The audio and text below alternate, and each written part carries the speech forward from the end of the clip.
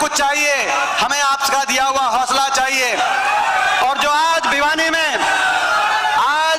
में चारों तरफ जो भिवानी को जाम करने का काम आपने किया है, सारे रिकॉर्ड तोड़ने का काम किया बारिश में, और ये सामों की बुआरी चल रही है। सम किसान और मजदूर जानता है कि कितना, जब बारिश कल हुई तो आज कितना पीक का टाइम है काम करने का, सामों की बुआरी चल रही है। उस समय आपने जो हौसला दिया है सरकार की, खट्टर सरकार की चंडीगढ़ में, मोदी सरकार की दिल्ली में नींद उड़ाने का आपने आज काम किया है।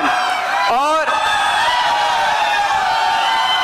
आज का ये कार्यक्रम इस सरकार की, विपक्ष आपके समझ नहीं है, ये इस सरकार का विदाई का कार्यक्रम है। आप इसको विदाई का कार्यक्रम मानो। जिस तरीके से मैं हुड्डा साहब को, उदयमान जी को और सभी को बताना चाहता हूं, केवल यहां पर यहां की संख्या या यहां का जोश से आप आकलन मत लगाएं। जैसे भिवानी को एक एक कार्यकर्ता ने सजाने का काम किया है। आप दादरी की तरफ से आओ, दादरी तक होल्डिंग, लोहारू की तरफ से आओ, क्या कहने लोहारू के, लोहारू तक होल्डिंग, आप तोशाम की तरफ से आओ, तोशाम तक, आप रोहतक की तरफ, कलानौर की तरफ आओ। भिवानी को जिस तरीके से वो भावना का आपका प्रतीक है। एक और तो मुख्यमंत्री खट्टर साहब का जनसंवाद यहां हुआ, एक और जनसंवाद की विफलता और एक और विपक्ष आपके समक्ष की सफलता आज हरियाणा की राजनीति में बदलाव का प्रतीक। दो सरकारें हैं विपक्ष आपके समक्ष, दो सरकारें हैं। एक चंडीगढ़ में, चंडीगढ़ की सरकार में नेता विपक्ष हुड्डा साहब के नेतृत्व में 30 हमारे विधायक, वे जब जनता की बात सरकार ना सुने तो विपक्ष, उनकी लड़ाई लड़ने की जिम्मेदारी विपक्ष की होती है, वहां पे लड़ाई लड़ी जा रही है। दूसरी सरकार दिल्ली में, विधानसभा में तो मजबूत विपक्ष है मगर दिल्ली में संख्या बल हमारी कम है। 15 सांसद हैं हरियाणा से, 10 लोकसभा, 5 राज्यसभा, 14 भाजपा के हैं। लेकिन ईमानदारी से मैंने यही कोशिश करी कि हरियाणा की विपक्ष की आवाज, संसद में कैसी भी सरकार हो लेकिन विपक्ष की आवाज संसद में, सरकार लाख प्रयास करे लेकिन विपक्ष की आवाज कुचली ना जाए हरियाणा के।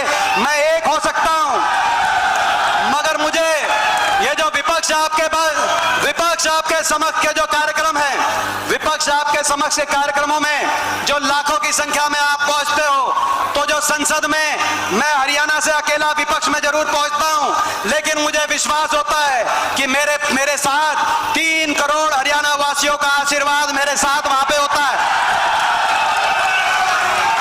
हरियाणा का भट्टा बिठा दिया इन्होंने, हरियाणा का लड़ इसलिए रहे हरियाणा को विकास की पटरी से उतार दिया। जो हरियाणा चौधरी बंसीलाल जी के समय जब हरियाणा बना, उस समय विकास का प्रतीक, जो हरियाणा, जिसको हरियाणा को विकास की बुलंदियों पर 10 साल की कांग्रेस की हुड्डा सरकार ने लेके जाने का काम किया, वो हरियाणा। मैं धन्यवाद करता हूं हुड्डा साहब का।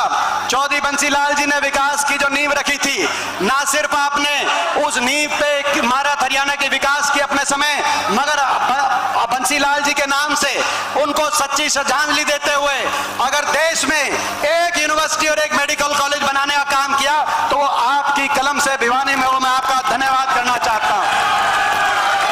वो हरियाणा जो आपके समय विकास में देश में नंबर 1 पे माना जाता था, हुड्डा सरकार में प्रति व्यक्ति आय, प्रति व्यक्ति निवेश, विकास दर में, अभी विजेंद्र बोल रहे थे, विजेंद्र बॉक्सर खिलाड़ियों के सम्मान में देश में नंबर 1 पे, किसान के हकों के फैसले में, चाहे 1600 करोड़ के बिजली के बिलों की माफी थी, कोऑपरेटिव के कर्जे की माफी थी, गरीब के कल्याण में चाहे 100 गज के प्लॉट का फैसला था, चाहे मकान का फैसला था, चाहे स्कूल में 20 लाख बच्चों के वजीफे का फैसला था, जो हरियाणा बुढ़ापा पेंशन में देश में नंबर 1 पे 2014 तक माना जाता था, इस खट्टर सरकार ने विकास की पटरी से उतार दिया उस हरियाणा को।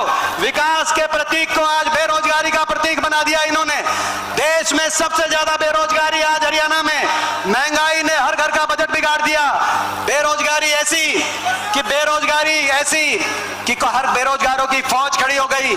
आज दिल में दर्द होता है जब हरियाणा के नौजवान से हम बात करते हैं नशे की तरफ। ऐसा बेरोजगारी के साथ साथ मतलब नशा ना काम नहीं मिलेगा तो नशे की तरफ हर माता पिता को यह चिंता, ईमानदार से ईमानदार, शरीफ से शरीफ माता पिता को चिंता है कि कहीं आज नशे की तरफ हरियाणा का नौजवान, आज अपराध की तरफ हरियाणा का नौजवान और इतना निराश हो गया कि आज विदेशों में पलायन करने की, जहां पर एस्टेट के सेंटर होते थे, जहां पर हरियाणा के अंदर कोचिंग के सेंटर होते थे हर शहर में, आज बाहर जाने के, विदेश में भेजने के सीधे रास्ते नहीं तो टेढ़े रास्ते। अभी मैं अमेरिका गया, एक साल में 15, बताया मुझे वहां पर 15,000 नौजवान केवल इसी साल में अमेरिका के अंदर कोई सीधे रास्ते, कोई डंकी रास्ते, कैसे ना कैसे वहां पहुंचे हैं। इतना निराश हो गया आज हरियाणा का नौजवान, ना तो औद्योगिक क्षेत्र लगे, ना कोई प्राइवेट निवेश हुआ, ना प्राइवेट में रोजगार, सरकारी नौकरी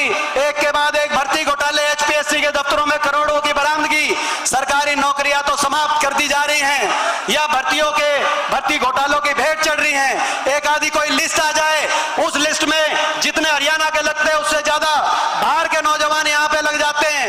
और इस तरीके से सरकारी नौकरी को जो रह गई, जो बच गई, उनको कच्चे में कहीं कौशल निगम के माध्यम से, कहीं अग्निपथ की योजना